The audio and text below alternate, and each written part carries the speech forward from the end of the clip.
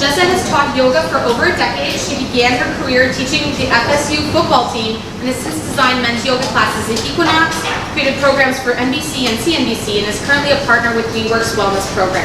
She is the founder of YoJo, which brings yoga, meditation, and ergonomic-focused programs to companies around New York City. Jessa's focus point and specialty is creating programs that tailor to the user. Instead of getting people out to embrace yoga, she embraces people and speaks to their language so that yoga doesn't feel foreign or out of place. She hopes to remove some of that barrier to entry so anyone can feel home with yoga and enjoy the benefits. So welcome, Jessa.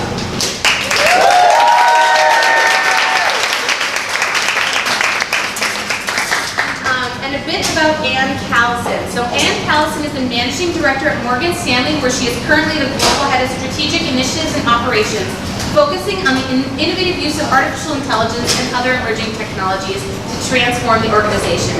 Prior to this role, Ann was at the forefront of the firm's transition and transformation post the 2008 financial crisis, leading the oversight of regulatory remediation firm-wide. Ann is a member of the Morgan Stanley Women's Business Alliance, the Environmental and Social Finance Network, and an ally for the LGBT Pride community. Since 2007, she has been the executive committee member and former board member for Business Council for Peace, a nonprofit organization devoted to the empowerment of entrepreneurs in conflict-afflicted regions. Ann is a BSc from UCLA and an MBA from NYU Stern. She is a certified and lapsed yoga teacher and is an ordained Buddhist monk in the Vajrayana lineage since her early 20s in this lifetime. So welcome, Ann.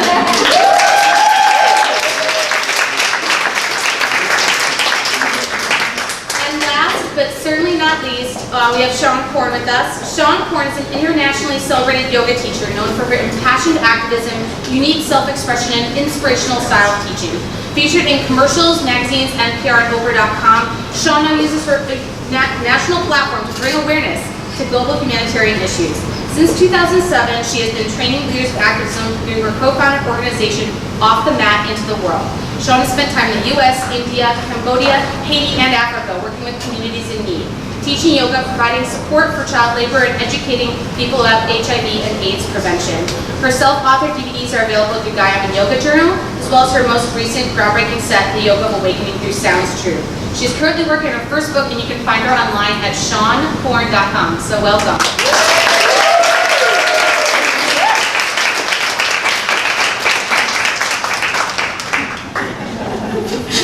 Gentlemen.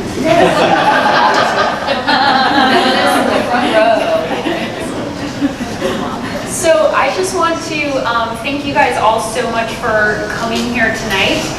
One thing that I wanted to point out before we get started that I actually just realized when I was talking to Victoria that I found the most interesting about this is that Seane is most well known for everything she does with social activism and spirituality, but not necessarily for all the career success that she's done and all the skills that she has in business.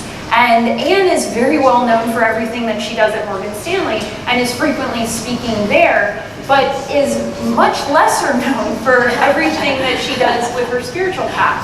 So this is a unique opportunity to see two extremely powerful and dynamic women and get to see both sides of the coin and how to do it all and be able to let those things be linked and integrated. The other thing that I wanted to talk about as we were planning this is that this is a panel to talk about womanhood. But as you see, we're three white women. So by no means at all is this an attempt to speak for all women.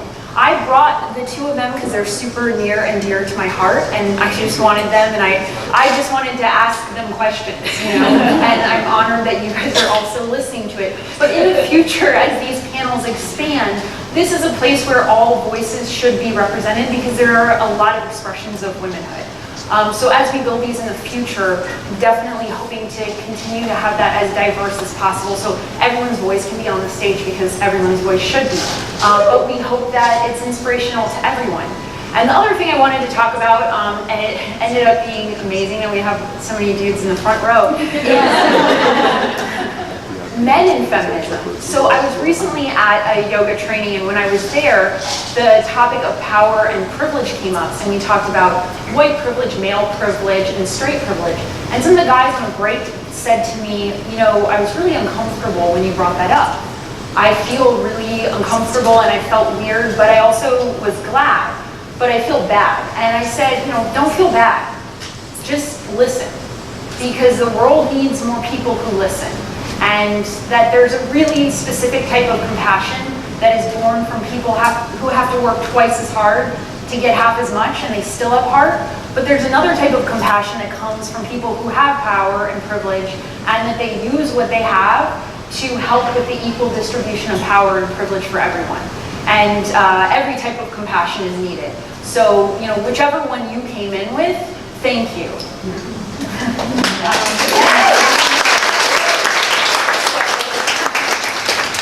Without further ado, we will get started, and we'll just kind of roll in.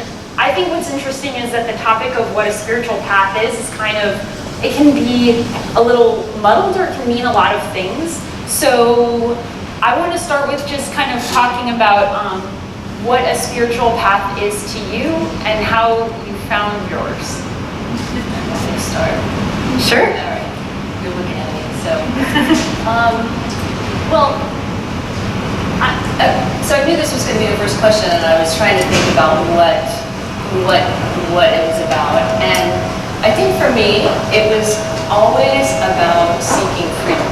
Like this just absolutely desperate need for freedom. And it started early on. So, like, I think when I was a kid, I saw, and so freedom actually had a few different definitions, and that definition has changed for me over time. But I think when I look at what it's really about for me, that's what it's about. And so at first, I saw, I had a experience as a child with my mother having kind of being bound by relationships and money and all this kind of stuff, and I just saw that, and by the time I was probably, I don't know, before I was like 11 probably, I said, I don't want that, and it wasn't horrible, it wasn't like it was the worst thing in the world, it wasn't like I had that child, I'm not saying that, but I just saw it, and I just went, it doesn't fit, it feels too binding, why would I want this thing? And so at first, and then I saw her also kind of not have choices that I thought she should have had. She's this incredible career woman, and yet she didn't have enough financial freedom to be able to kind of do things and move the way she wanted to. And I just said, not for me. That's just not happening. I think we often define ourselves with our parents like, I'm not going to do that. And then you find out later you just did exactly the same thing. You find out you really did do that. But anyway, and so I think that for me it first started with that. And so career for me was this hugely important thing because that's how I defined freedom for a long time. And having that financial freedom was hugely important to me, and I wasn't afraid to say that, and so my path in the beginning was all about that, but I was also this sort of mystic type and had all these weird out-of-body experiences when I was a kid, and so after college, when I was trying to figure out what do I want to do with my life, I was in DC and I was sort of thinking I want to. Maybe I want to work for women's reproductive rights. And by the way, sort of side note, if you donate to Planned Parenthood today, it matches all these kinds of things. They said to wear pink today, so to support Planned Parenthood. So thanks, Justin, for wearing pink. You got the memo. So I moved to DC and I wanted to do all this like activism and women's rights or environmental stuff, and I ended up doing environmental stuff. But something didn't feel right because it wasn't about the activism is still very important to me, but I had this feeling that it was transient, that I was going to work for women's reproductive rights, and then some Republican Congress would come in and then just overturn it all, which, guess what? It's all happening, yeah. Which doesn't mean you shouldn't do those things. I just felt like, okay, I can do that, but it's sort of transient when it's on me. So at the same time, also these thoughts were going on, I engaged in and found a meditation practice and a community that was about basically career and being in the world. So the whole Buddhist monk thing is all about, it was a Buddhist practice, and so my teacher passed in, what was it, 98 or something like that, a long time ago. But for 6 years I was in this practice that was really all about merging career and spirituality, right? And that you didn't have to be other than, and that and a Vajrayana path, which maybe I'll define, is a tantric path, which means you use everything in the world to help you in your practice. So there's nothing wrong with the world, is kind of the point. And so this was a liberation for me because I went, okay, so I can use work to enhance my spiritual practice and my self-discovery, and perhaps little others, but for now, we're done. Let's deal with what's in front of me here. And that was a liberation for me. And so I think at first it was about financial freedom, then it was about sort of more spiritual freedom, and it was just this beautiful way for me to, sort of have those things come together, right? Because if all you do is, your spiritual practice is just, 15 minutes on the mat or whatever it is, then, it's not that much, right? So that's sort of how I came to my practice. Is that good? Yeah, it's a little longer than I would intend to. No. Just wait. I'm really cutting you off. Yeah, probably. I never had any illusions in terms of career when I got into yoga. You don't become a yoga teacher thinking you're ever going to make a living at it, God knows. And I remember my father saying to me, or my father giving me a hard time about wanting to take my first teacher's training, which is ironic because my father ended up becoming a yoga teacher later in life himself. But I remember saying to my father that I'll never make any money at this, but I will live every single day of my life happy. And the irony is I ended up making a really good living at this. And if all my success went away tomorrow, I would still wake up and teach one-person yoga. And that's still my commitment today. I never really thought about it in terms of my spiritual path, because my spiritual path was always what came first and foremost for me. I wasn't raised with any religion. My mother was raised in a very conservative, in the Bronx, in a very conservative Orthodox Jewish family. My father was half Catholic, half Jewish. And when my parents got together, my grandparents weren't having it at all, so my parents deliberately got pregnant so that they'd have to get married. And my grandfather offered my father a Cadillac if he could convince my mother to abort my older brother, which years later he said he should have taken the friggin' car. But because of that, my parents decided not to raise us with any religion at all. And we celebrated every holiday that had a gift attached to it. We had a Christmas tree with a Jewish star attached. And I would say we were raised agnostic, but because I grew up where I grew up in Jersey, my friends were all Catholic, some Jewish, and there was a lot of rhetoric that I picked up around God that really filtered into my body. In that God was patriarchal, God showed up when you messed up, God was something to fear. And even though that was not taught in my home, there was enough information around it that made me really paranoid about God and very superstitious. And so I made the decision that I was an atheist without understanding really what that meant, because it wasn't true. I had a deep belief in spirituality and a deep belief in God, and rejected that notion for years. And a lot of things happened that ended up getting me on the spiritual path. And I have 1,000 amazing stories. But the one that I think is relevant to this would be that all I wanted at one point was a guru, more than anything in the world. I wanted someone to tell me what to do, what to believe, and how to live my life. And this would have been when I was younger, probably in my early 20s. All my friends were getting gurus. They were all changing their names, and I wanted to change my name. With the last name Corn, I'll do anything to have, it's like Kalima, sunflower, something like that. And so but when I would go and meet with a lot of these teachers, I would look around at the other students, and they would be receiving Shaktipat, and their eyeballs would be rolling back in their head. And the people that I were meeting, they were brilliant and amazing, and the information was really essential, but they were just people. And I kept getting told that when the student is ready, the teacher will come, that because of my own trauma and because of a dislike of men, that I would never fully surrender and open myself to unconditional love, because most of the gurus were men, and that I was resistant because of my karma, and that I needed to accept that basically I would be a householder for life, and that was okay. And this was the kind of rhetoric that came back to me, and it really made me sad because I wanted so badly to have these transcendent experiences that I had read about and heard about and actually bear witness to in other people, but it just wasn't happening, and I just started feeling bad about myself, that maybe I was just shut down, and as a result, unavailable to this unconditional love that seemed accessible to some people, but not to someone like me. And so I got turned on to the writings of Sri Aurobindo and the Mother. And I really liked it. Sri Aurobindo was a contemporary of Gandhi's, and he was an activist, and he was imprisoned for his political beliefs. And when he got out of jail, he just started writing prolifically. Now, the Mother was this white occultist priestess. And I remember reading where she said, "Without him, I am nothing. But without me, he cannot be made manifest." Meaning that she made shit happen. He was writing all day long in seclusion.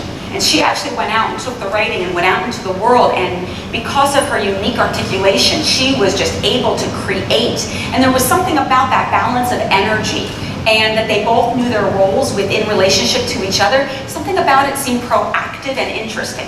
So I decided I was going to go to India to see if these people were indeed, now they're dead by the way, but I wanted to see if they were indeed my spiritual teachers, and if I can learn from their disciples, and blah, blah, blah.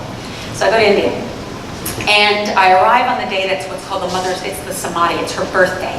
There are hundreds of thousands of people coming in to pay their respects at the Samadhi. So it's a reverent experience. And I get online with everyone else, and I don't even know how many days it takes to get to the front of the line. Now the Samadhi itself is a grave. And it's about this thick of flowers on top of these graves. She's on one side, he's on the other. By the time I get to the Samadhi, my body is trembling like this. My meditations are plugged in. I'm feeling connected in a way to Source that I never imagined possible. And I literally had to crawl to the Samadhi by the time it was my turn. And I get to Sri Aurobindo's side, and I'm on my knees, and I throw my chest onto the grave, and my head lands in the flowers, and I start to weep, and I start to pray. Are you my teacher? Are you my guide? Show me the way. Am I supposed to leave home? Am I supposed to dedicate myself to you? Show me God here. All of a sudden, when I say, show me God here, I get this jolt of energy right in my third eye, and it rips straight down through my body. And I know I'm getting Shaktipat. I heard about it, I'd seen other people get it, and I'm getting it. But from what I understood about Shaktipat, which is the transmission between the student to the master, the teacher, is that it's pleasurable. It's kind of orgasmic. So I've been told, and that it was these unique contractions to the whole body. And that wasn't what this was, because as I'm laying there and I'm having this jolt of energy through my body, there's another part of my brain that's going like this, fuck, this hurts. And the other part of my brain was like, breathe into this is Shaktipat, this is the transmission of the guru, take it in. So I'm taking it in, the other part of my brain is saying, this fucking hurts. And I'm trying to stay with the sensation. Finally, I can't take it anymore, and I pull back and I grab my head like this, and I pull a bee off my forehead. I was being stung by a bee. That was happening. So needless to say, I'm exceptionally disappointed. But I realized later, as I matured in my path, that I got the guidance that I needed. That the teachings and the teachers are everywhere. God is everywhere. That I don't have to look outside of myself for a relationship with the divine. It's in the mundane, it's in the profane, it's in the light, and it's in the shadow. And that there is only one true guru, and that guru is within.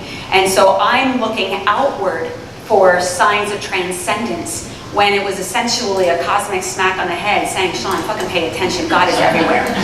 And that's my path today, is that I don't look outside of myself for a relationship with spirit, that I look for meaning in the mundane, that I try to assign meaning to even the incomprehensible, and that I live my life more symbolically, and that everyone I meet is an extension and expression of God, and every moment is meant to illuminate us to truth. I thought that I had most of the Seane Ann stories in my storage tank, and I didn't have the beast thing. I didn't see that one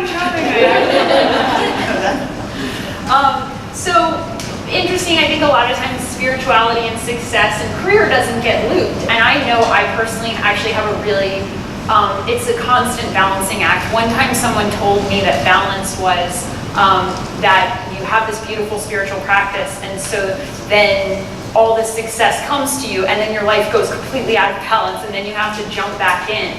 And so that balance in itself is going in and out of balance all the time. So how do you juggle the two? How do you live in the world when you were saying, you know, finding freedom and seeing that first through the lens of work and then through your spiritual path, but how do the two even ever integrate? And do you have particular times, do you have like a particular story where it was just chaos, or a particular story where it was bliss that you felt the overlap or the lack of? I know that's loaded. You can take any piece you want. I'll take anything. Well, I mean, I think what Sean just articulated was an incredibly I just have to say this. When we first had our little prep conversation, Sean is unbelievably articulate about these subjects, and so it's just so wonderful to be here and listen to. And I'm just excited to learn from everybody and all the questions that are going to come out. But I think what Sean just articulated was probably one of the best definitions I've heard of Tantra, right? It's use everything in the world for your self-empowerment, or your making yourself a better person isn't really the right word. It's around using it as knowledge, using it as a way to improve your state of mind. Because improving your state of mind is more wisdom, more awareness, right? And with more awareness, you're able to see those moments that Sean was just talking about around, you know, well, what does that mean? Why am I having this interaction with this person? Why am I having this reaction to this person? And then going, oh, okay, I'm having this reaction to this person. Maybe it's negative. How do I, why is that, right? As opposed to just being a slave to those things, right? And just meandering around life, being pissed off, or being, you know, joyful, or, you know, joyful in sort of not in a bad way, but you can be a slave to your emotions, right? And so to know why you're going through those things, and to feel somehow kind of not necessarily disconnected from them, but aware of why they're happening. You know, so I don't know why I'm riffing on this at all, actually, but you know, because I don't think I'm answering your question. But that's No, I mean that's a great answer. But I guess I know for myself that I even have a yoga company, and so I go and I teach yoga, and I'm doing the business end of it. But sometimes there are these times where I want to, where I feel like the business end and the work is taking me out of my spiritual practice, and I have to reevaluate, and I have to kind of recalibrate my energy and figure out how to use that tantrically. That it's always like this starting over and reevaluating, and you know, erasing the chalkboard and starting over and rearranging it, and then you know, getting it right, and then erasing it again and getting it right. So I was wondering how the two of you have found that in your own lives. But isn't that balance really anyway? If you take like, so I came to yoga as this, yoga actually means to yoke, right? So it could mean anything. Your spiritual practice is yoga, whether you're doing physical hatha yoga or whatever, like that, they're used interchangeably, but they're kind of different. But I came to like the physical practice of yoga much later. I've been doing a spiritual practice for, I don't know, 20 years or something. I started doing yoga, physical yoga. And I was blown away by the stuff you would learn on a mat. And so to use that example of balance, you're standing in a tree pose. Are you really standing in a tree pose and not moving? You know, you're constantly adjusting and feeling where there's like little things, and you're moving, and you're, you know, and that's, to me, that's balance. You're always going to be, sometimes you fall over, you know, and you get back up and you do it again. You know, so I don't think balance is that you're not moving or that everything's perfect. I think balance is, I guess, a dance, you know, and a constant reaction and addressing them. So.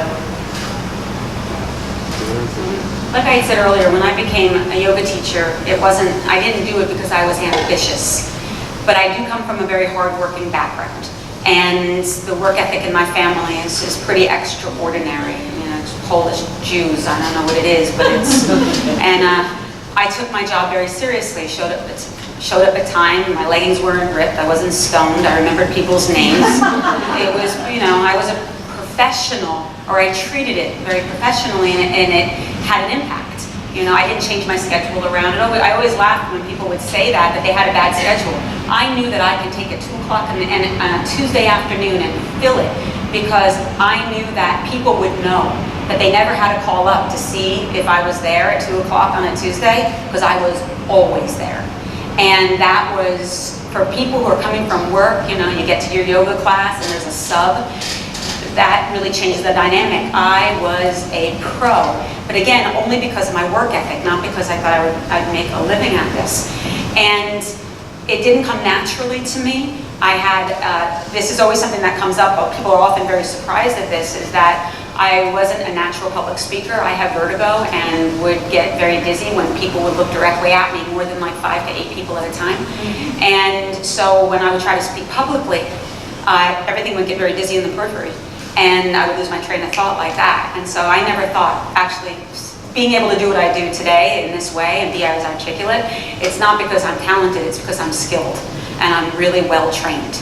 And it took me years to be able to do what I do, what seems so natural. It was because I was so committed to being of service.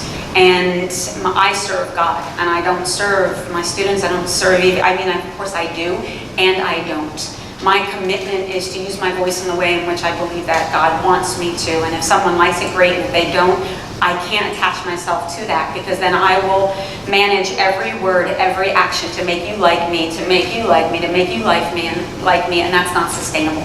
And so I didn't know that, by the way. This took me years. But what did happen for me on a professional level, that, again, going back to Tantra and what I was talking about earlier,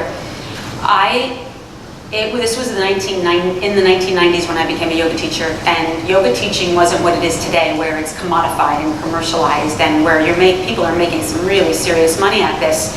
Back then, that didn't exist. But I came in right at the moment when a lot of the sports companies were looking around at this yoga thing and saying, like, wait a second, we can make money at this. But these companies, they're not going to hire someone unless they can market to them. And at that time, I come in all white, able-bodied, with what might be considered a standardized, idealized view of body shape and look, meaning that I'm neutral ethnically. You can't quite figure out where I'm from. So I'm white, but I live in a scope of whiteness that's undefinable. And I can be marketed. And because of that, I was able to get jobs that a lot of my contemporaries were not allowed to get, even though they might have even been better teachers than me. And no one right out of a teacher's training is a good teacher. I wasn't a good teacher. I was sellable. And it gave me opportunities.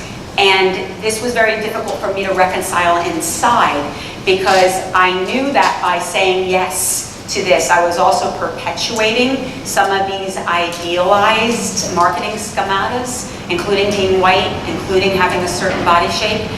And I also knew that it was a real trap. I'm a yoga student, remember, so I get that this is hype. It's going to feed into my ego, that it's going to force me to have to look at what people value and what do I value. And of course, I wanted to reject it, especially as an activist. I didn't want to be aligned with it. But there was a part of me that thought, I have to be. And I have to change the system from the inside out. And I'm going to have to recognize what this is, work within that system, and then do whatever I can in my power to try to transform that system. And that's been my commitment since I've been a part of this world, is finding that balance between getting the opportunities because of white privilege and using that privilege as a way to create conversation and help to support others getting opportunities that they might not have gotten 20 some odd years ago that they might get today. And so that really is, just to be brutally honest, I can't say that my success came because of my skill and talent. Not to diminish my skill and talent. I am skilled and I am talented. I worked hard for that. And it would be an insult to all the teachers that spent an enormous amount of energy in making me so I would never diminish that. And yet at the same time, I also recognize it's because of opportunities based on things outside of my control that I then had to work within a system to navigate that brought up a lot for me spiritually that were counterintuitive. I just want to add to the working with from within.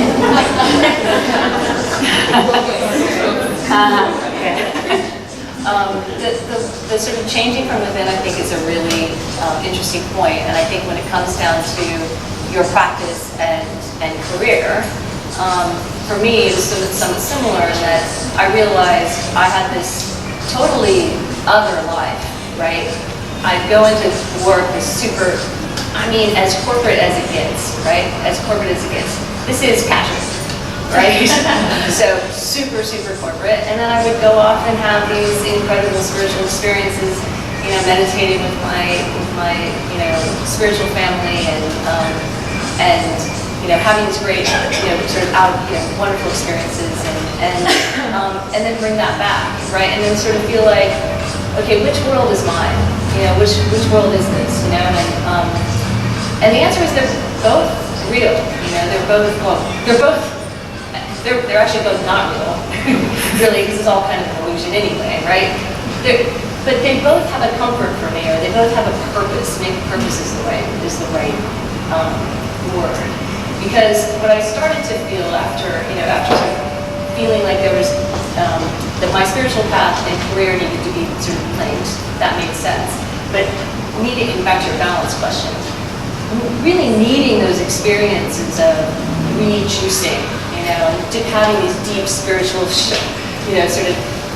Shakti type experiences to know that, or maybe they weren't even that powerful, it's just more, something simple and quiet, being in nature and those kinds of things, a way to refuel so that you can go back in and kind of, fight the fight, as it were. And then by virtue of being there, for me, I started to, at some point in my career, probably about 10 years ago, I really started to question it. So I'm like, this is a trap, just like everything else. So we'll go back to the freedom point, right? It's a trap. It's all a trap, right? And so you have to sort of choose your trap, and know that you can use everything in it to progress yourself. So I guess the way I would sort of answer the balance question is, for me, would be it was sort of other. It would be other. I would go do these things, and I would come back and sort of be the corporate person and learn a ton from it. I've learned an absolute ton from a company. These sort of corporate structures, because they're hardcore trainings. And it's hard to be a spiritual person in those kinds of environments where they're not focused on that kind of stuff. You can't say, oh yeah, is that meditating? But you know what? Actually, you can. And now you can. 20 years ago, when I first started doing this stuff, you couldn't really talk about it. Now you can. And I do. And I've taught people, one of them sitting right here, I've taught people who, to meditate, who I work with. My boss, I remember I had a boss, I would never, ever thought, she said, I want to learn how to meditate. So we started kind of this little mini corporate wellness program within our own group. I never would have thought that. And so what does it, so I guess that's balance. And I think for me now, it's starting to merge, right? Because it's the changing, it's the changing from within. And if you look at the way corporations are now versus how they were 20 years ago, when I first went into the workforce, it's so different. It's much more open to, wellness is everywhere now, right? Jessa has a real business doing this, and so it has changed. So I feel like, I don't know what role I play in that, some role, that people bring that, each of you bring that right into your workplace. So it isn't as separate anymore for me, and I think it's not as separate for other people, and that's a great evolution, I think, for how work is treated. I think that fully answers it, because I think that integration, it doesn't seem obvious, and then when you live that way, especially when you just said about how you just existed that way, and then it just so happened people would come to you. And I found that so interesting because when there's something at the top, that effect kind of trickles down. And it's such a different way. And you know, everyone needs it. So I think it's also kind of cool because you did it in opposite ways. Sean is like, let me go to the people who don't have the privilege I have and let me be with them. And you're like, let me go to the people who have the privilege I have but don't realize how to use it. And let me be with them. So it hits both ends and both are so extremely important. Which I think is so interesting and so easy too to get caught up in thinking one is and not the other, and that they all have this huge significance. So that's really cool. We'll have questions at the end, don't worry. For anyone who has questions, we are going to leave you plenty of time, so just bookmark it, and I'm going to make sure that as much of you can have your questions, get them. So I definitely want to move into talking about particularly how this integrates with women, but I really, you just brought this up and now I've had it on my mind, was there a marker like when you were like, oh, I'm successful? And I am integrating this, like I am actually doing this. And how do you feel, you know, what do you, when you hear the word, what does it mean to you? I think Sean should start this one. I've had different markers over time. You know, at 50 years old, my understanding of success today is very different than it was when I was 25 years old. I just have a very different relationship to it. Then, for me, success would have meant survival, monetary. It would have been that I can take care of myself, that I can be independent. These are the things that were important that I really put value to. Now, success looks a little different. Again, for me, it's about balance and about happiness, about how do I use the privileges that I've had to make a difference in the world? How do I use this platform as a way to move the needle and to participate in social change? How do I use the time on the mat and the self-confidence that I've been given through all the teaching and the teachers and the inner work to create a dialogue that can perhaps, even via policy, through social engagement, create a world that is free and fair and equal and safe for all beings. I mean, to me, that's a measure of success is, what do you do with it? How are you used? How are you stepping into your purpose? But I wouldn't have felt that way when I was younger. I wouldn't have known, I wouldn't have been sophisticated enough. And when you're younger, your world is very insulated. It's about me. I think as you get older, you see the we and your commitment to that participation. So there were different times that I had a sense of success. You know, the first time anyone showed up at a yoga class, it was like, you know, look at me. You know, and then the first time it was all measured when I did the Today Show, when I got a cover of a magazine, you know, like all these things marked moments. When I got Nike, that was kind of cool. And when I was with me on a commercial at the Olympics with Mia Hamm and Lance Armstrong, you know, who was a superhero at the time, and all of these Olympian athletes and me being featured as an athlete, you know, on a commercial as inspirational, embodied practitioners. That was a moment of like, huh. Although I have to say, I think I peaked. Here's how I peaked. All right? Here was my moment. And anyone in the room, you all know who Larry David is? Yeah. Now, as I mentioned, I'm Jewish. And so in my family, Larry David is all that. Now, I used to teach Larry yoga. And so, you know, he's a sweetheart of a man. Well, I'm at home and I'm watching the show, and you might know this episode. There's the episode where his phone dies, he gets wet. Do you remember the episode where he gets wet? And he's freaking out because he can't get his numbers out of the phone because he talks into it. And he's giving his friend an example. He goes, you know, like yoga, Sean Yoga, the yoga teacher, you know? I'm watching this. And I was like, did I just get a shout out from Larry? And my phone is ringing off the hook from my family with all the work that I've ever done in the world. The service work, the money I've raised.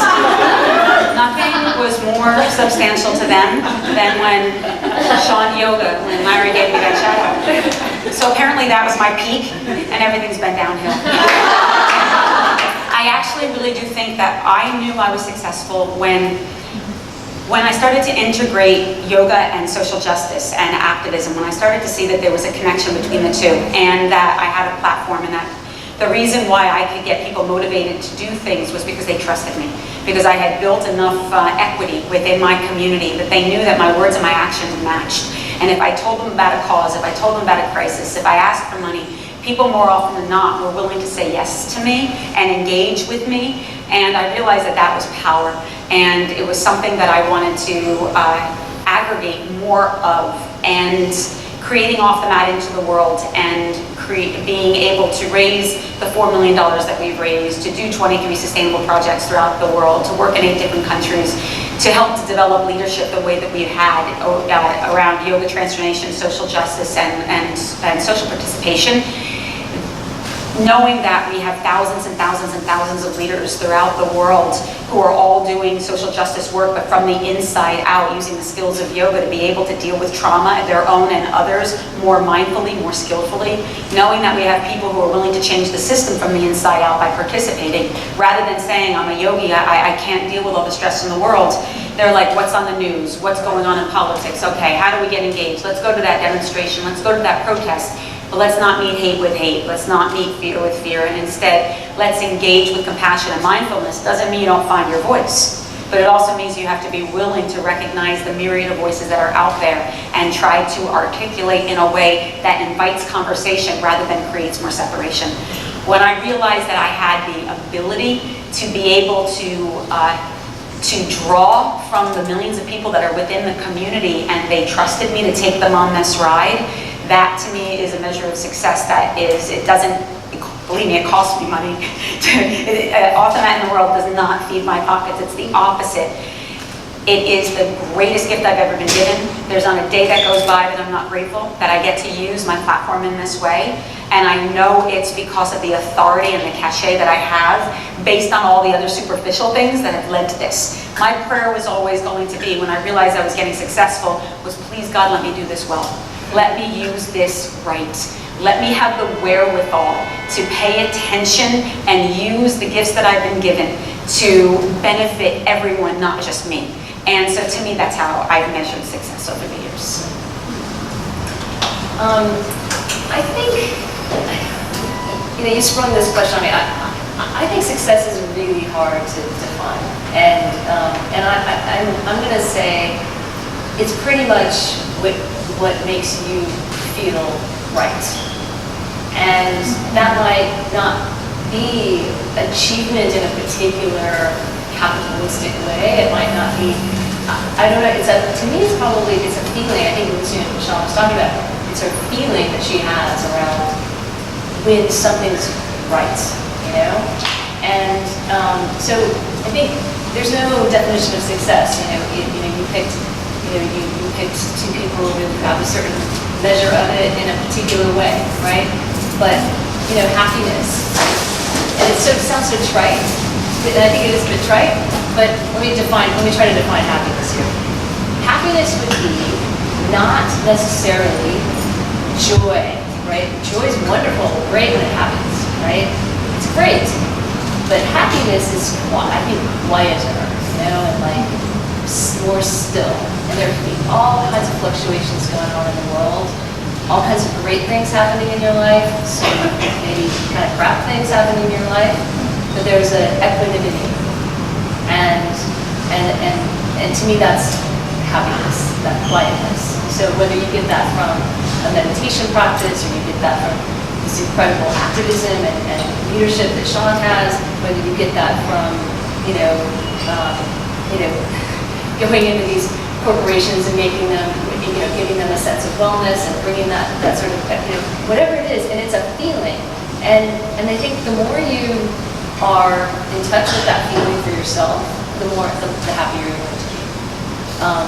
And so, and that's it. And I don't think there's one, so I don't think there's one measure of that for all people. So everybody's got their own definition of that. I also think it's a different definition for you over time. And so Sean told these great stories about sort of these different demarcation points, and I think I have a few of those. But I don't know if I don't know. I don't think there's ever a point where I could say I'm successful. I actually feel sort of I don't feel successful right now personally. I think because I know there's something else I need to do, and I'm not quite sure what that is yet. And I'm feeling that out. So I know I did this stuff, and it was great. And probably, just to give you a funny story, one of my demarcation points was I worked in this corporation for for a long time, 10 years or so, and I found myself all of a sudden in a position. And this is the story about after the financial crisis, and trying to help the firm become a regulated, a properly regulated, company, and we had a huge amount of projects. It was a massive amount of effort. And all of a sudden, I found myself leading these meetings in the boardroom, right? On the top floor, huge room, huge oval table, pictures of stodgy old white guys all around the room. Beautiful view of the Hudson River. And it's designed, that room is sort of designed, in my view, to just make you uncomfortable, You're not going to feel comfortable in a room like that. That's a kind of old white guy. Nothing against old white guys. Nothing against, sorry, dear friend of mine, just say that. Nothing against old white guys, but that's their game. They want to make you uncomfortable. That's how they roll. And so I found myself in this room going, I'm super uncomfortable here, and I'm like, but that's all right, I'm okay with that. And I'll tell you, my first few meetings in that room, I was really uncomfortable. But after a while, I got used to it. I recognized it was just as, I was like, this is the game, it's designed for that. I was sort of checking it out. I'm like, why do I feel so uncomfortable? Oh, okay, they designed this room to make it feel like that, and and then eventually I got comfortable in it. And so I think that was a moment of kind of going, this is sort of, I made it kind of feeling. I hadn't made it, right? And I'm still, not, when it comes to this organization, I'm still low down. But I was in that sort of room of power, if you will, right? And it was a funny moment. So anyway, I think that was one measure of it. But there's so many other ones, and I don't think that's the one. And I think just to be kind of completely transparent, I feel probably right now there's a different expression that's kind of coming out from me right now, and I'm still feeling out what that is. So right now I don't know what success looks like for me, other than that feeling of equanimity, or kind of just peace. Peace is this is a trite word. Happiness. I think happiness is this quiet kind of equanimity, and all kinds of things can be going on around you, but that's still there. So I think when you don't have that, don't give yourself a hard time, right? Just sort of go, okay, cool. The universe is telling me something, that something needs to change, and then you get to tweak around with it, play around with that, and see what you need to change to make that kind of happen for you. So, and that's kind of where I am right now. I'm sort of tweaking the dial right now to figure out what the next thing is. Well, when you said that, it made me kind of want to skip because I'm too excited not to. So, you had me watch the movie G.I. Jane, and has everyone seen G.I. Jane? It's Demi Moore, she shaves her head. I'm pretty sure it was in the 90s, so it was around the Sinead O'Connor thing, so like now that's way cooler to do, but it was more striking then. And she wants to be a Naval SEAL, and she can't get into the program because they don't have a women's bathroom. So there's literally nowhere for her to go. And she's talking to this other woman, and she says, and the other woman's a higher ranking to her, so it's a formal situation, and she says to her, does that make you pissed off? And she goes, yes, ma'am, that makes me pissed off. And then she says, good, I like pissed off. And so, when you were talking about being in there, and like you were still in there, and it was uncomfortable, and you were there, and you were sitting in it. And I think as women, this is skipping a little bit into the portion about just about being a woman in the workplace. We don't really always get permission to have all the emotions, particularly one of the most fueling and useful ones, especially with Tantra, using an energy and turning it into something. We often just get shoved down, and we don't get to be pissed off. And then we miss the opportunity to use the most powerful energy we could have. So I guess I would love if you guys could talk about being pissed off. Yeah, just because, and for those of you who don't know the two of their careers, one thing that's remarkably shifted my life and how I handle things and how I handle my own rage personally and use it to make the world a better place, which is totally possible, is by having models. And having incredible models of people who do it so well. And so I want to, give them that credit before I even say it, because they've really modeled the most beautiful way possible to be pissed off, and thank you for that. So if you could talk about that, whatever you want to say, it would be awesome. Sure. There's so much to say about that.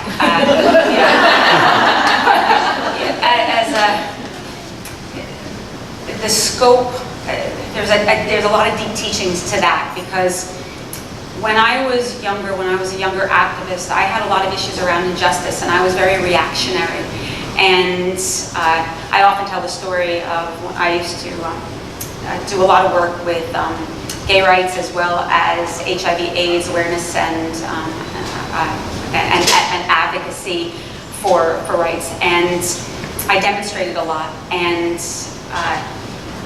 I was intense. I was the one you gave a megaphone to, and when I was very confrontive, that's my nature, and the reason was because after a rally was over, I felt amazing,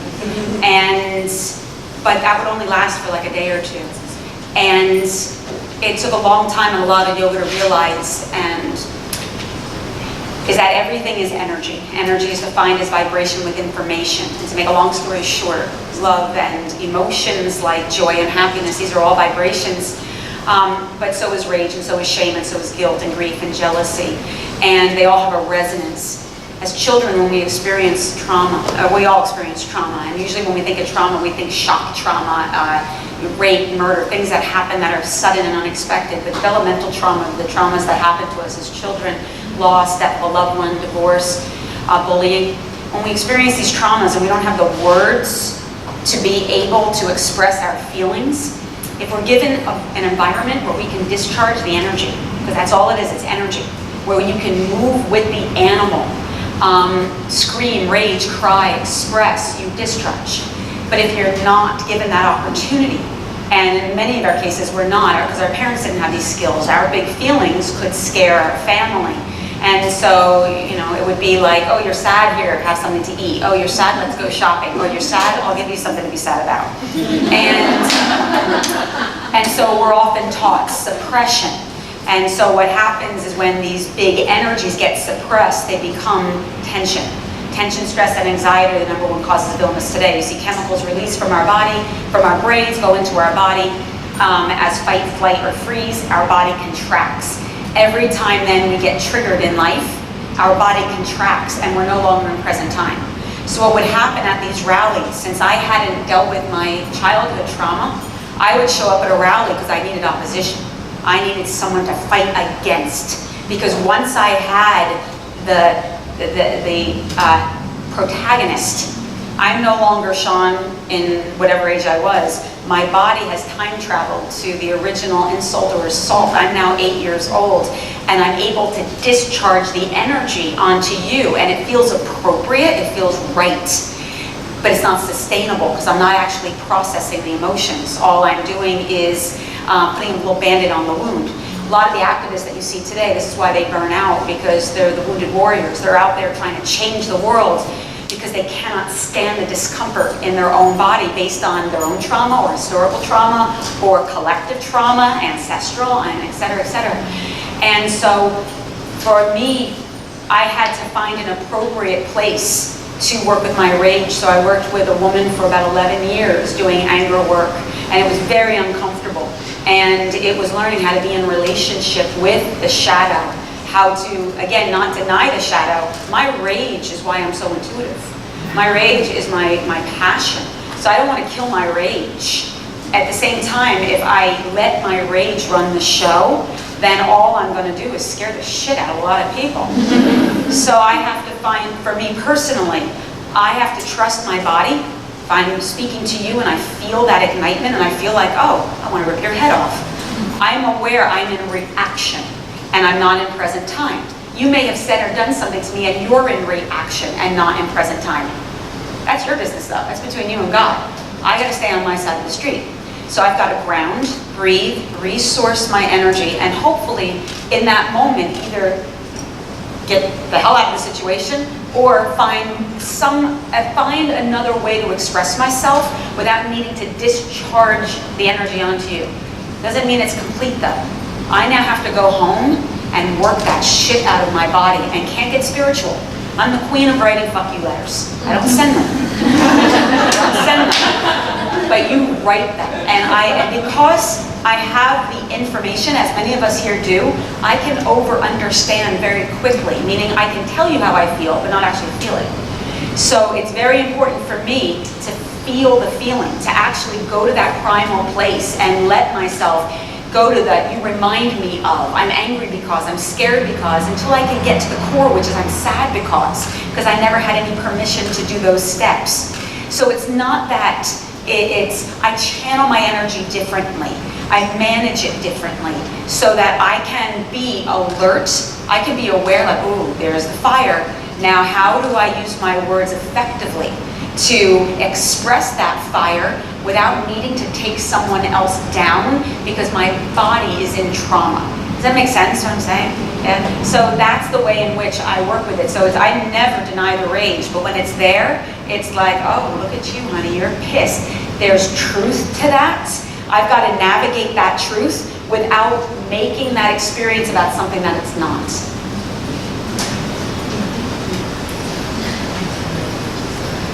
It's what she said.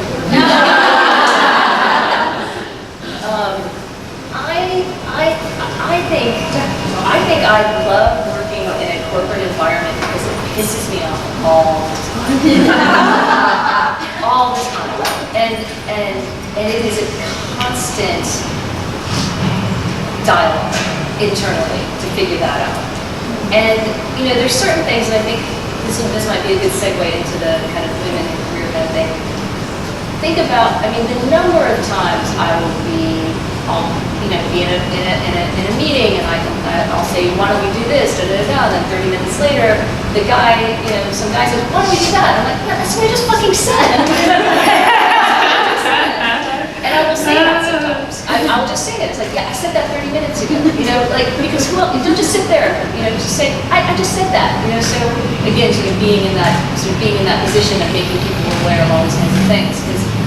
Because I'm somewhat detached. I think you were talking about the detachment from those feelings. I'm kind of detached from A, those feelings, and B, whether or not they like me. And I think that's a really ripe topic for women because we are built, or not built, we are conditioned around having people like this. That's kind of how we, oh, she's a nice girl, right?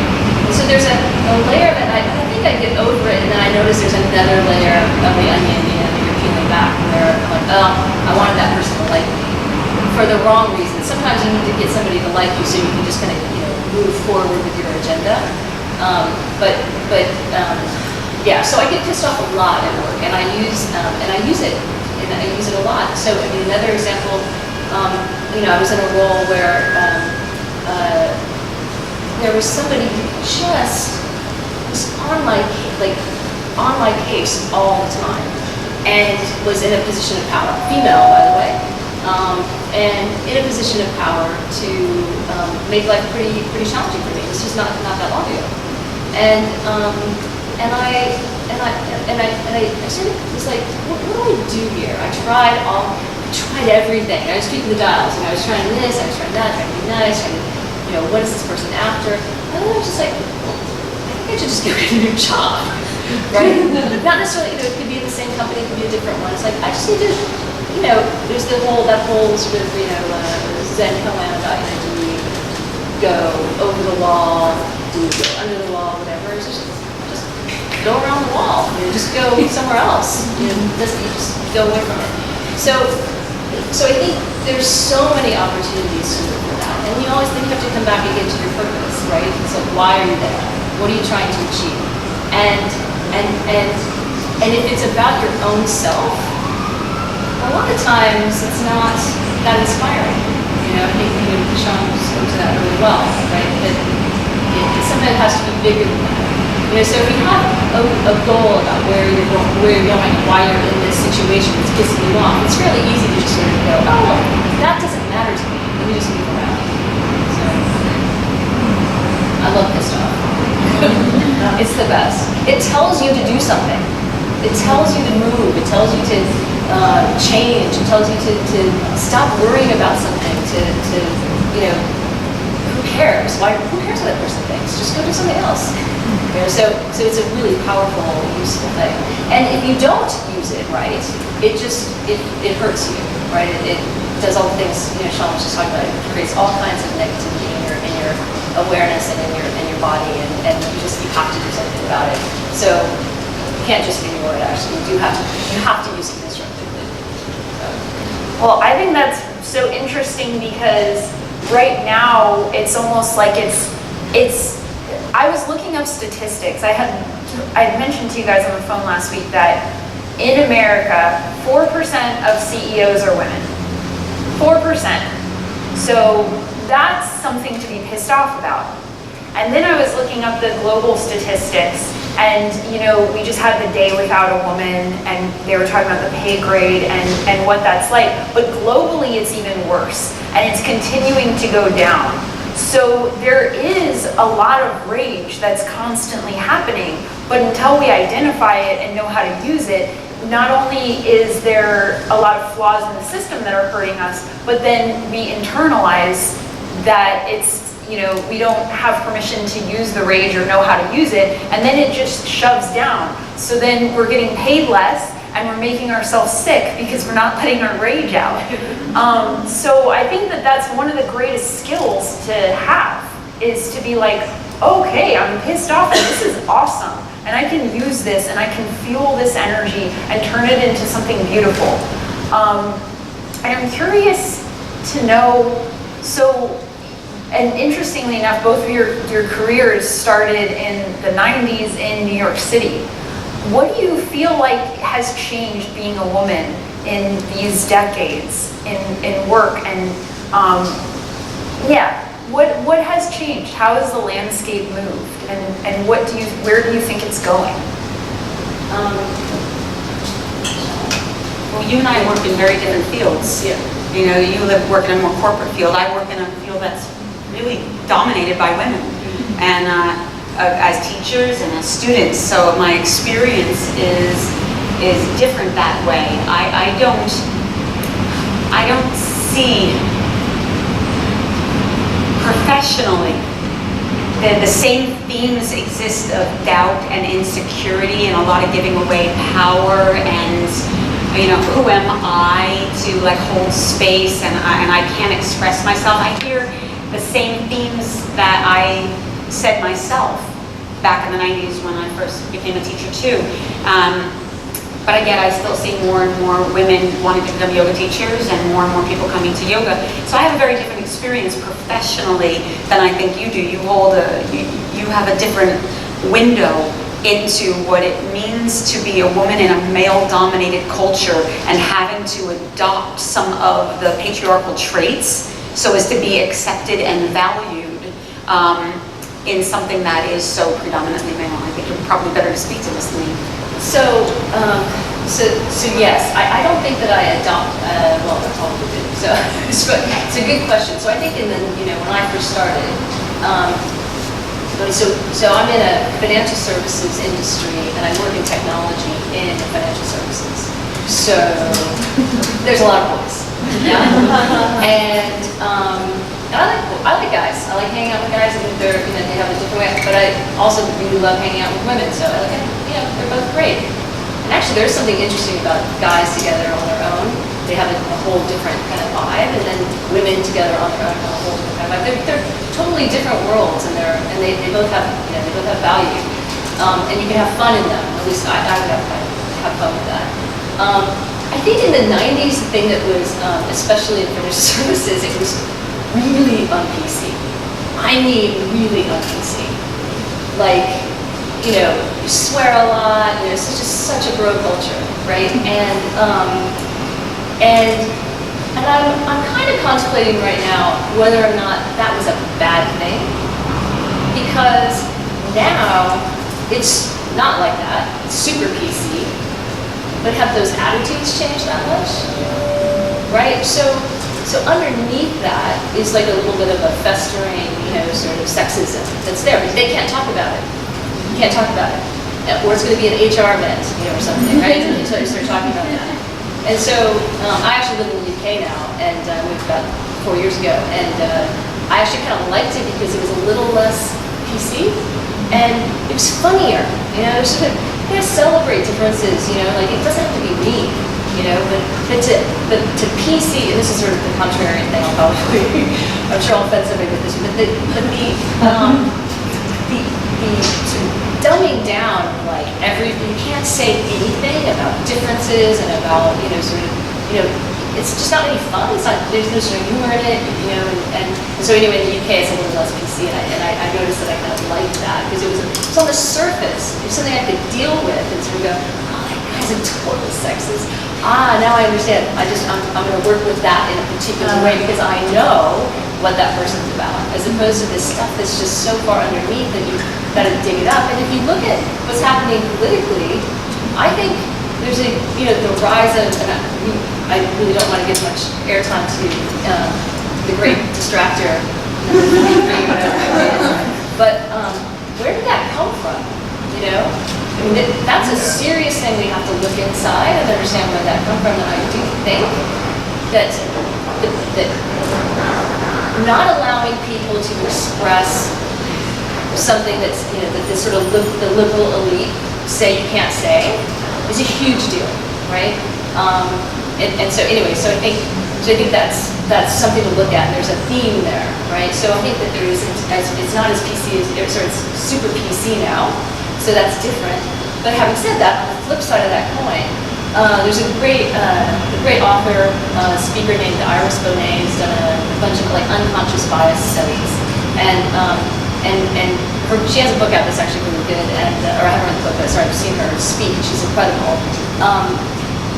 That actually, though, on the flip side of that teams are actually much more effective if because of the PC nature of when that's there, right? And so there are studies that have said that that's more effective. So I think it's tricky because it used to be one way, but I think it's still the same way, and it's got a different veneer on it. Interesting. But it's changing. I do think it's changing. And in Europe and in the UK, I think they've really recognized that diversity in gender, in ethnicity, in age, different ways of thinking. Actually, there's been studies done around profitability in companies. And so now there's a huge push for women on boards in corporations and things like that, not because it's PC, but because they truly believe that it leads to better decision making, and then that's a good thing. So I think it's changing. But there's one thing. I don't know if this is quite. There's one thing that somebody told me once, because I think this glass ceiling is a real deal, right? Look what happened with Hillary, glass ceiling, right? Just total double standard. Say what you will about Hillary, whether you supported her or not. The way she was treated was so obvious, right? How different she was treated than the others. It was just astounding to watch. And so, there's somebody very senior in my organization who had a great comment once because he was asked, what do you think the deal is? Why aren't women getting to the top? And he said, and HR was in the room, and he said, can I say this? You know, he was afraid he was going to have an HR event, right, if he told the truth. The truth was, he said, because if you and I go out for dinner, it won't look right. And it just kind of came, and I was like, oh my God, he said it, right? Because it's about relationships. People promote their friends. People have, it's about, you trust somebody because you went out drinking with them and you had a good time, or some other experience, some sporting experience or whatever. I'm using male metaphors, but women can create their own, and we do create our own. But when the structure is male, that's kind of what you're working with, right? And so it's about, they don't trust you until you have some kind of experience with them. So it's something to think about, for the men in the room. It's like, it's a risk for you to go, if you're in a position of power, it's a risk for them to actually kind of take you out to dinner, or take you out to have a drink and get to know you or whatever. How do you de-risk that? I don't know the answer to that, but knowing that that's kind of, those are the fears that come back to the PC thing. He can't do it because, he's trying to do the right, make it look right. So, yeah.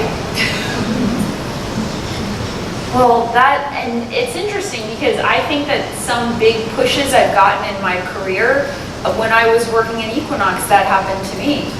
It was a man who took a risk, and that moved me forward.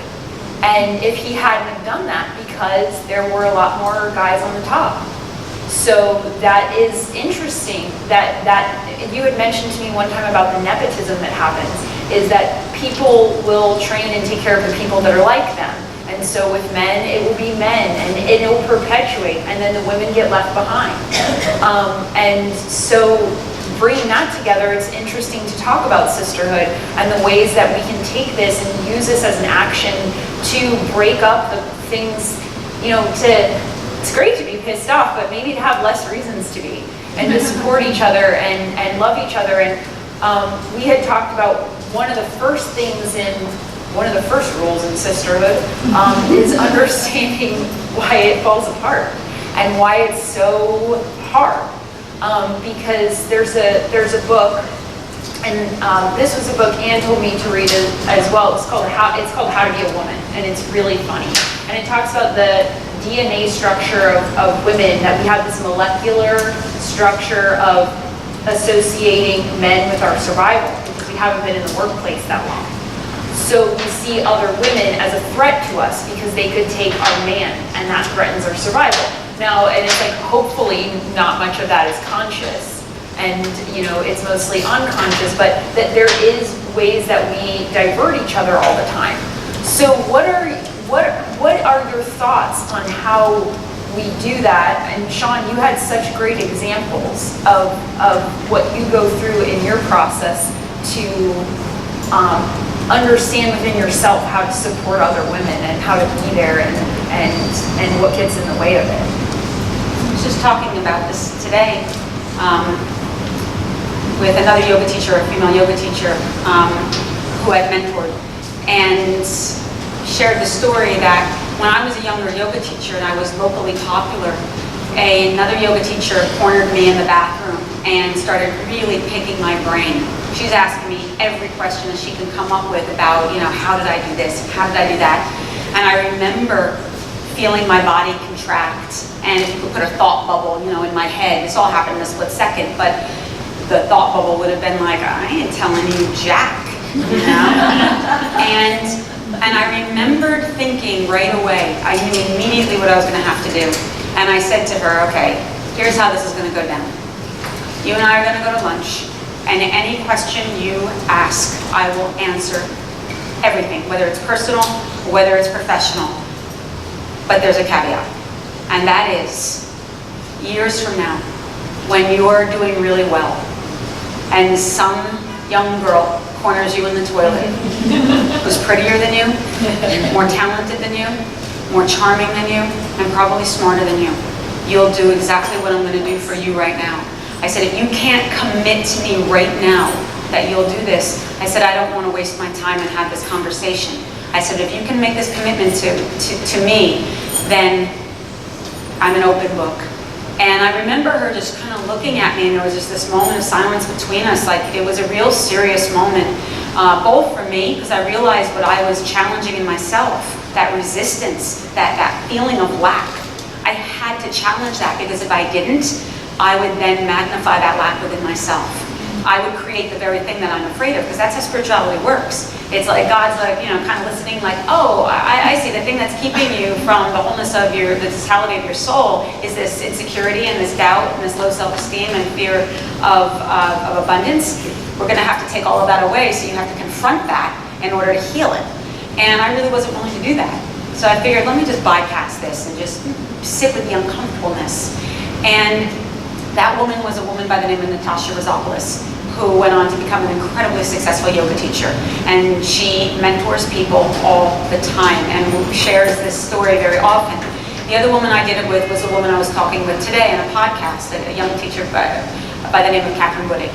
And it was the same thing that happened. She cornered me one day, and she used the very phrase, you know, can I pick your brain? And I said, here's how this is going to go. And she has also made that commitment that when it happens, and it does happen. So it's not that I don't feel the discomfort, it's not that I don't feel the insecurity or the threat, but that's on my end, and I've got to sit with that and work with that, because that's within me. And I've got to challenge the status quo by making sure that I don't let that particular fear, it's all ego, determine the choices I'm going to make. And instead, be an ally, push that needle. And now that those feelings don't ever come up for me. I was telling Catherine today, you know, I have broken a lot of glass ceilings within my particular industry. I'm very well aware of that. If someone else wants to do it, I have no issue with that whatsoever. My only request is, sweetheart, throw down a rope. You know, just make some room up there. I would rather not have to do it, and because I'm tired. And that's I want to inspire, educate, motivate those who come behind me because of age to get that much more motivated. But don't put your foot down on my head. You reach your hand down and you yank me up, because I've got my own unique talents and skills. We all do, and that's how I look at it. We're all here to be of service, but we all have something unique to bring to the table equally. And so if I try to suppress you, then I'm not really in alignment, I'm out of integrity. It's quite the opposite. I've got to pull you up, and then I'm in alignment with God's will. Yeah, you have to look at yourself first, right? You have to look at what's arising, what feelings are arising. And if you have those things that are, those kinds of feelings of envy,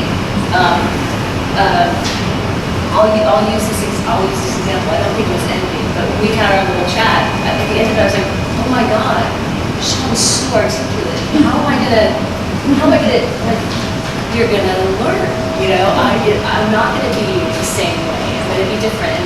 And when those feelings come up, the first thing you have to do is as Jessa was talking about, you model. If you see something, you feel envy, you feel jealousy, or whatever, whether it's a woman or a man or whatever, it doesn't matter. You absolutely have to go, they have something I want. So go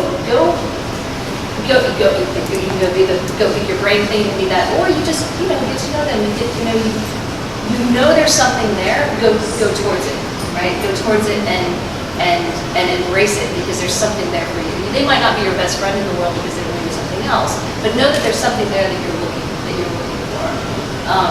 And then I think also once you start to get over that, like there's a good corporate example. There's this, you know, I knew I was sort of past this stuff, because there's this amazing looking woman who was on my team, and she's also brilliant. And she had, you know, she just has everything. She's like a size 0, you know, whatever. And she's just this, and she's so smart and so ambitious, and I love her, right? Because I'm like, I want her to just do everything, right? And sort of going back to the corporate example, she used to do this thing where she would kind of go like this while she was at the computer, you know, working or whatever. She was kind of go like this, and she has this long blonde hair, dark hair that's like down the waist or whatever. She used to sit there and go like this. You know, but she was thinking, she wasn't doing, this is an act of a woman trying to draw attention to herself, especially sexually, right?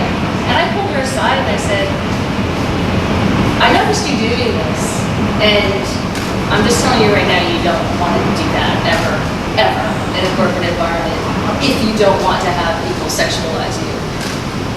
That could have been an HR event, right? That's probably not the type of thing I'm supposed to say. I don't know, right? No guy is ever going to tell her that, right? Well, okay, maybe. I shouldn't say that. Maybe somebody, some very evolved guys would say, you know, you really shouldn't do that, right? But guys will tell other guys, you got dandruff on your collar, dude. You know, go fix that, right? They'll say that. So I think there's different forms of sort of taking people along, but first recognize it in yourself. You know, when you have those feelings, get over it yourself and go towards it and embrace it because there's something there for you to learn. And then, you know, to the extent that it makes you feel good to help other people, do it. You know, because it does feel good. Well, that really closed it with a lot of, you know, hope and really coming through with everything. Just like how to have your spiritual path and how to be a woman and how to have your feelings and use them and help people. Thank you guys. I want to say, we'll open up for questions, but I just want to say that this was something that was super important to me, and the event, I was in an interesting career scenario about a year ago, and these two women gave me similar and incredible advice, and it is such a passing down. You know, it really is. I didn't go to you formally and say, can I pick your brain? But I have too. I'm in the category with them and with you as well. And I do think that part of even having this panel is understanding that exchange between women and how beautiful that is and how life-changing that is. So that was part of what led me to this. And this topic has been something I saw Hillary Clinton speak when I was 10 years old. And I think that was like a very life-changing moment, because it was the first time I saw a woman in full power stand up in front of a huge audience and have all their eyes. And I was like, wow, this is what it looks like when a woman is powerful. And I thought that was so epic. But what was funny is that we planned this about maybe 8 months ago. And it was sort of following that, you know, after I had gotten this advice from both of them and it was so useful to me, I just saw it come together. Like, they should both be on this panel. And it happened 8 months ago, and then we had the election and everything else. So it's just such a beautiful thing when things come around and they work out like that. And so I am so grateful, and I want to make sure to thank everyone before I forget and we go into the questions. So I want to thank you guys for the generosity of your time, your energy, for everything that you've given me until this point, because all that fed this to happen. And I couldn't say thank you enough. I want to thank the women that are behind the scenes helping, and man. I want to thank my very generous team who took this so seriously and to heart, and just really couldn't be more willing to help. And that was just so incredible. So thank you all for that. I want to thank Victoria, who was behind the scenes, and she works for WeWork, and she put everything together. And she just is sort of tirelessly always doing that with people. She just will do tons of things that she gets half the credit for and does it with a smile on her face, and it's a huge act of generosity. And I actually also, I'm so happy you're here, Anna. Anna's the entire reason that I joined WeWork.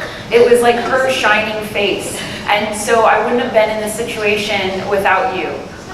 That was like, you know, I literally was like, nah, I'm not gonna be a member here. I don't know about this place. And I was absolutely gonna leave. And then I was so completely charmed, and Anna has taken care of me a lot of the time that I worked at WeWork in ways I can't count. So thank you to the people who put this together. You know, when something like this happens, a lot of people's hands go into it. And I am really grateful for that. We do not have a mic to hand you. We kind of say one thing, so thank you for having us, and thank you for using your pissed off energy to create the manifest. Yeah. Thank you.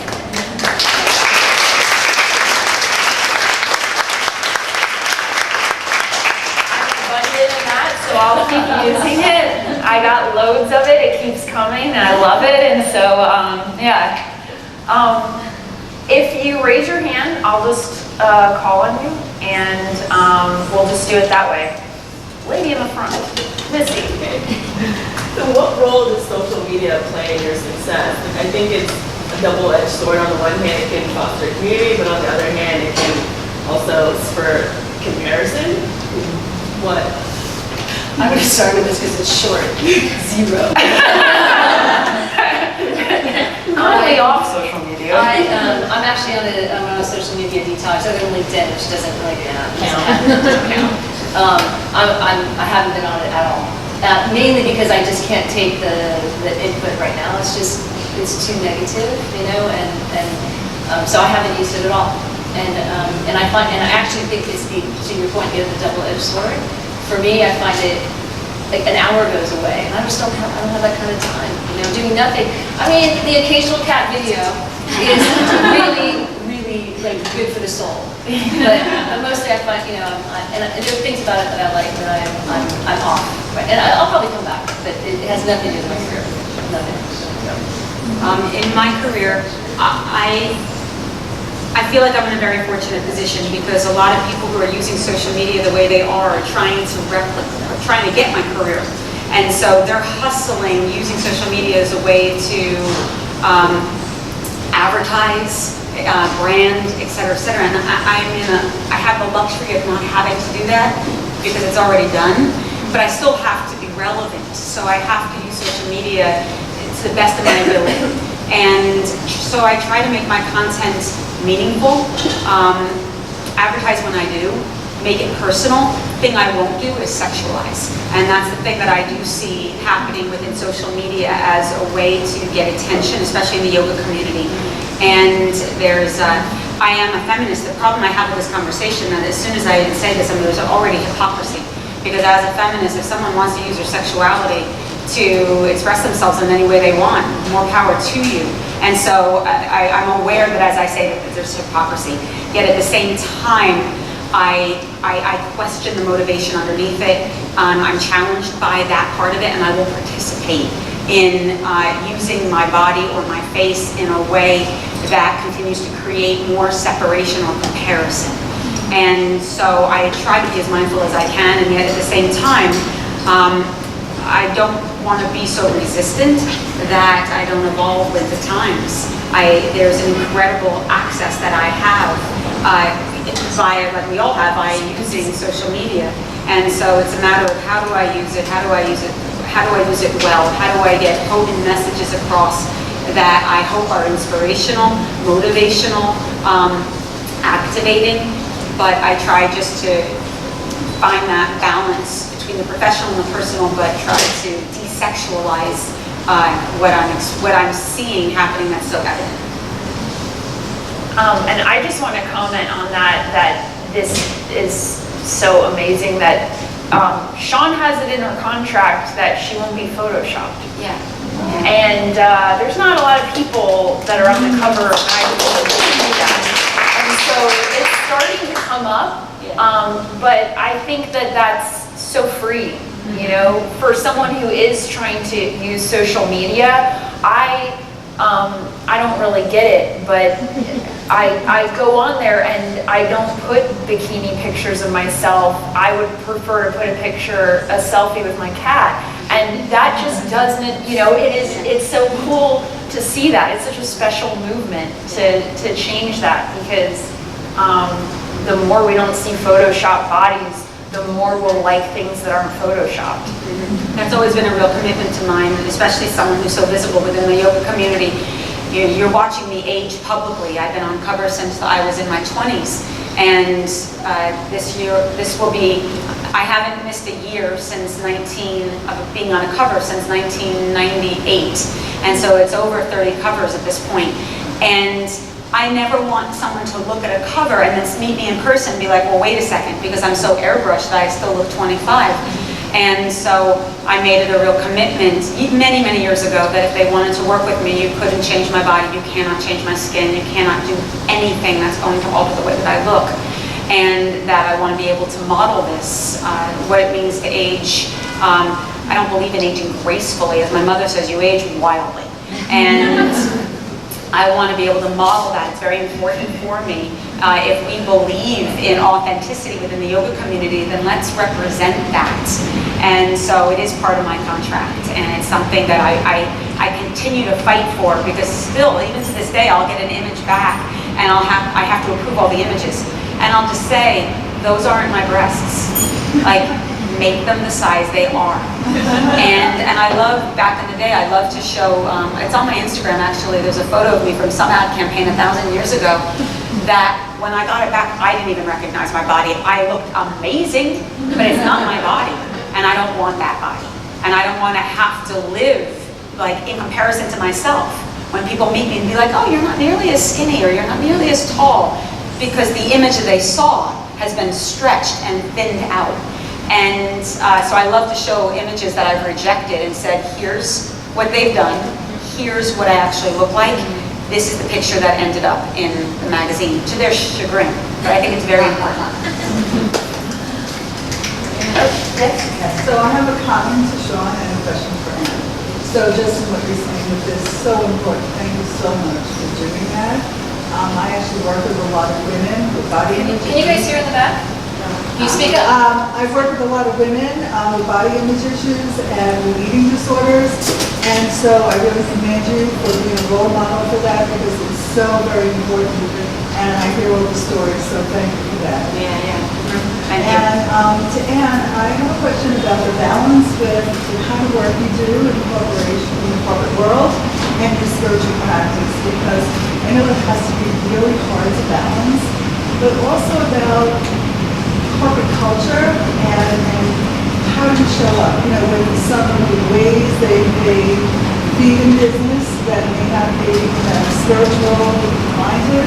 And I don't know if you're familiar with the book by Geshe Michael Roach, The Diamond Cutter. And it's an amazing book. He talks about, he actually became one to the Princeton MBA and went to India, and then he was sent to this diamond corporation, and he brought it to great success. But it's how you treat people, how you are with them, how honest you are in your business, and the success. And so I wonder if you could speak to how you find a balance with who you are and being in the corporate world. Okay. So for those of you who couldn't hear, she asked a question about balance in bringing sort of your spirituality and how into a corporate structure, and how you show up. Is that fair? Yeah. So I kind of like being a rebel. It feels good to me. So I think I like kind of forcing a reaction sometimes. Most of the time, not all the time, right, obviously, but in spirit, every day when I show up, I feel like I'm forcing that. And I think it's because I'm detached from the outcome. I want to move, I want to, get high. I don't actually really care about going up in the organization. That actually doesn't matter to me. I'm not sure that I really care that much about money. Why? So because I'm detached from those two things that everybody else, probably not everybody else, that most everybody is there for, I'm working on a totally different operating system, right? So I will say shit that nobody else will say. And so that's the first one, and it's so powerful, and I think we can all do that, and it really helps. So I will say things that nobody else will say oftentimes. I don't check my email at night. Pretty much everybody does that. I cut it off. I will do things like I will check out for a couple, for certain reasons, either for a spiritual purpose, or it doesn't even have to be just for my own personal wellness. I check out. And so I've created boundaries that I think other people don't feel like they can, because they want to get ahead, and I don't know that necessarily serves you. And then I will say things that are kind of, that I will reveal part of my practice. I will say things that are, I'll use language that's, more quote unquote spiritual or whatever, from the Buddhist or Vedic or whatever. And by the way, I do want to say this, is you were talking about sort of the fact that we're all white, white women. And we're also come from a similar outlook and worldview in terms of the sort of Vedas and Buddhism. They all come from the same place. So if you're a practitioner of anything else, to me it's all the same thing. So I was going to say in my bio like that I'm a lapsed yoga teacher and a semi-lapsed Buddhist, because I don't really define myself as a Buddhist anymore. Because I think that says you're other than something else. So I think Buddhism is a worldview. It's a way of looking at life, and you can do that if you're Jewish or Christian or Muslim or whatever, right? So I did want to get that in. So the language that I use sometimes, and I teach. I use them as teaching moments. I mean, I'm learning a ton from being there, but I also use and I'll do it to, I'll take these moments and I'll say something to somebody that, is sort of confronting, personally, if they've expressed to me that they're interested in that, right? And then I'll just say, yeah, I'm going to a yoga retreat, for the next week, so piss off. That kind of stuff too.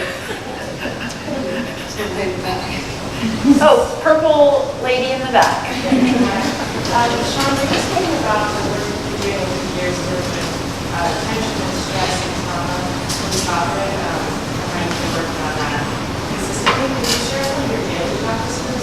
My daily practices? Sure. I often say that because I'm so intense and because of my own trauma and because I'm a very reactionary person, that I have 7 non-negotiables that I have to do daily, weekly. Because if I don't,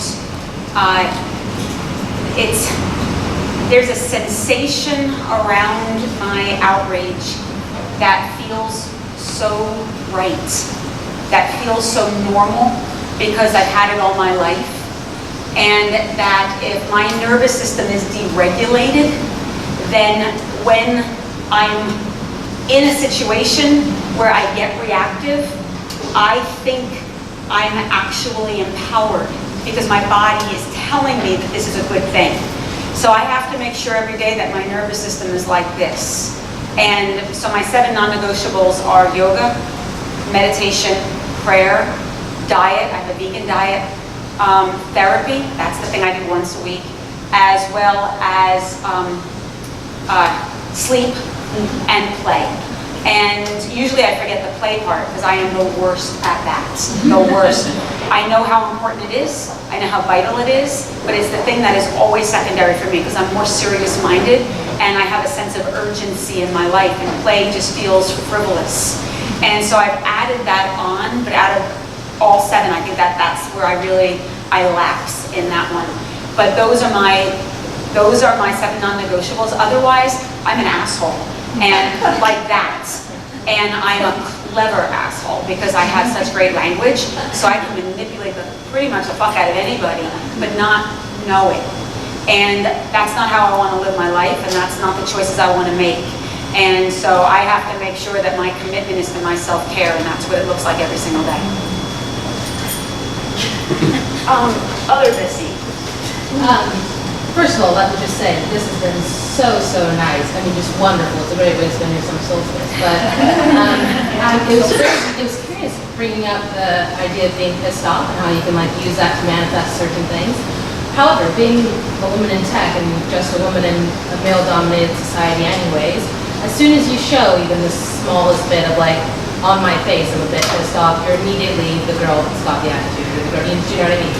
So I do wonder, on a day-to-day basis, how do you get out of that situation? How do you react and you're quite upset? Do you walk away? Do you hold on to it? Do you write it down? What's a real way that you can use that anger and manifest it in however way you're meant to? Do something good for yourself. At that moment. No, well, I wouldn't show, that's tricky. Sometimes it's okay to show it. Yeah. I think sometimes it's okay, but be selective, pick your battles. Most of the time, don't let them know, right? But I think, it's okay sometimes. A little drama here and there is all right, as long as you know you're doing it for a purpose. Yeah. But yeah, watch your face actually, because it shows a lot. And as long as you want people to know that, then that's fine. But they don't need to know you're pissed off. Yeah. Yeah, it's your secret. It's your secret. It's your power. Right? They shouldn't know that actually, because then it kind of fakes them out. It's a good, sort of a Zen technique, right? You don't let them see see it. But use it strategically every now and then, and just, you're a force to be reckoned with, It's okay. But the best thing you can do for yourself is just go do something that makes you happy and successful, right? As opposed to being pissed off, right? It's like, okay, that pissed me off. So why am I pissed off? What is it that I want out of that? Is it because I wanted to be heard and they were just jerks and they didn't let me, and that just made me mad? Yeah, well, you're probably not going to change that person. So, figure out ways to get yourself more heard, or find your voice in a different way, or just say, you know what, I'm going to go do something really, really cool. And you're not, Yeah. It definitely varies. It definitely varies. Cool, thank you for that. All right, I'm gonna go with Anna. Anna goes, sorry, I know you had your hand up first, but this is a ladies' first night, so just, I just have to give Anna preference. It's more of a comment than anything, so I just want to say thank you, Anna, for like, this is a person to what you said about being PC and how that is, actually I see that as a negative way as well, because I don't know if you guys notice I'm black and but I do things like that, whereas I'm either the first professionally black person that most have worked in a lot of companies I work at. I'm also still a shitty little punk kid from New York who's gonna dress like this and deal with math and spreadsheets. But I bring that and I bring with humor. I wore my black Dario t-shirt today because it's funny. And Dario was not black when she was on TV, but I think it's hilarious. But a lot of people do not see it as a way of acknowledging that, as a way of celebrating differences, and I'm out of practice Baha'i, but that's why I converted to Baha'i faith, is because they acknowledge different religions. You can come in as a born Baptist or Jew or whatever and acknowledge that and be part of this religion and be celebrated, and I see that as a blessing, and I see that as empowerment versus when I'm working and I'm always usually one of a few female women there, or the first black woman there in a company. Actually, currently right now in my new job, I was one of 3 hires that were black that I actually hired to come into a new place, and see that as a challenge to be different, to acknowledge that, to celebrate that we do not need to be this one way, and that the voices are different. There's so much power. There's power in owning it, right? Yeah. This is who I am. I'm female. I'm gonna wear a dress. I'm gonna wear a pink dress. I'm gonna be loud. If I roll my neck a little bit, that's not because I'm black. That's because my mom is a very expressive woman, and she does this a lot, and I learned that from her. Going back to we become our parents. So I wanted to say thank you for saying that. I think that veil of hiding it is a little, not that everyone's a secret racist or a secret sexist or whatever have you, but Celebrate. Yeah, celebrate it and say it and do it and move on, or use that as a way to learn and to be different. So, so thank you for that. And we're slightly over time, but I want to give this guy over here a question. If any of you else have questions, we can maybe talk and chat after, but I want to make sure everyone gets snacks and drinks. So, Hi, for you, sir, what's your name? Vaughn. I'm a guest of Drink By. Hope y'all enjoy Drink By. Hi, Vaughn. Thank you for coming. I just want to say you're like a Lamborghini, she's a Rolls Royce. Like your attitude and your energies. You know what I'm saying? Like, I love that you put this together. I don't know how you did it, but it was amazing. Because this is something that really changed my life, just, not knowing about any of you. But just a big supporter. That's just me. I walk in love, I live in love. I'm all about everyone getting together. Peace, harmony, and all that stuff. So I'm a contemporary hippie, if you will. But I just want to say, this is my greatest investment of my time all year. And, just supportive and proud of you all. Thanks for being here. Thank you, Vaughn. Well, Vaughn, I'm actually glad you put me last because you are really amazing. You just closed this perfectly. Thank you. Thank you so much. Thank you for your ears and for being here and collectively making up the energy that was this night. Because every single person's simple presence and listening makes up what everyone collectively goes home with. And so I'm always constantly grateful that people will listen whenever they do. And I'm gonna leave it with that. So thank you so much. This is a dream come true, and Thank you.